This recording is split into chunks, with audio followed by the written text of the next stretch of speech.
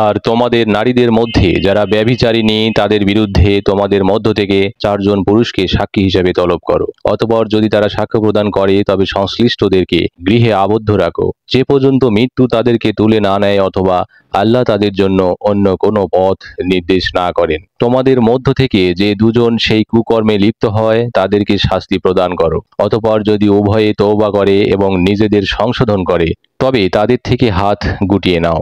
নিশ্চয় আল্লাহ তওবা কবুলকারী দয়ালু।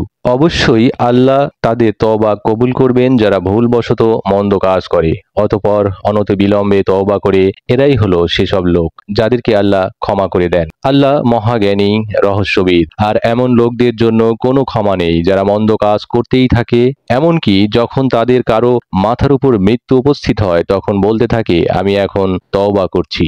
আর তওবা নেই তাদের জন্য যারা কুফরি অবস্থায় মৃত্যুবরণ করে। আমি তাদের জন্য যন্ত্রণাদায়ক শাস্তি প্রস্তুত করে রেখেছি।